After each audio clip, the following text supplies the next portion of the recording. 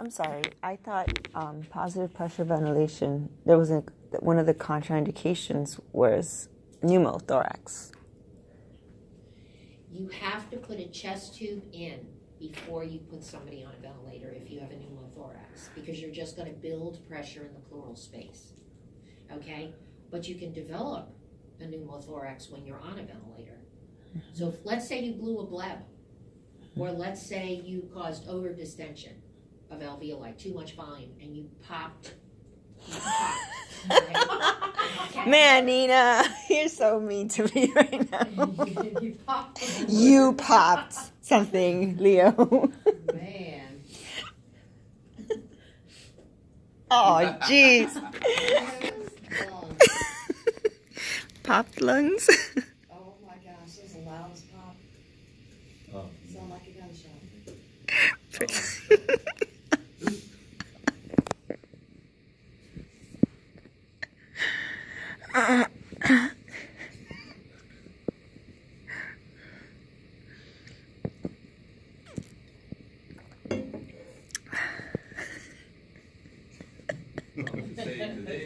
Thank you, guys. Thank you. Appreciate it. Okay. All right. You ready? Okay. Yes. So, it was actually Prince that popped Leo's lung. All right. So, okay. So, overdistended, we pop. Okay? So, now positive pressure goes in. This lung's good. Positive pressure goes in here. Great. But some of it leaks out to here. Everybody with me? Does it have anywhere to escape? So what eventually happens? Just accumulates. And this is the size of Leo's lung. Okay? Now,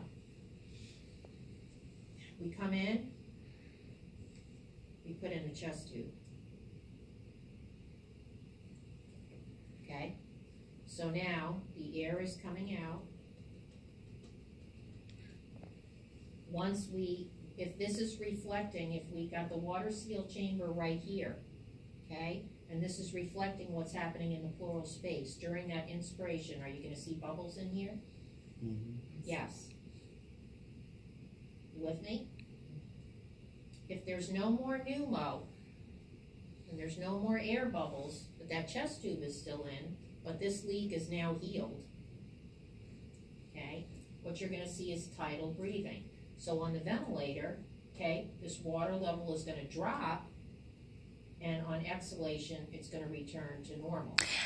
Oh. Spontaneously breathing patient, because the pleural space gets much more negative, the water level is going to go up on inspiration and just drop on exhalation. So all you're going to see is that water level in the water seal chamber. Just do what we call, it's titling, tidal breathing, okay?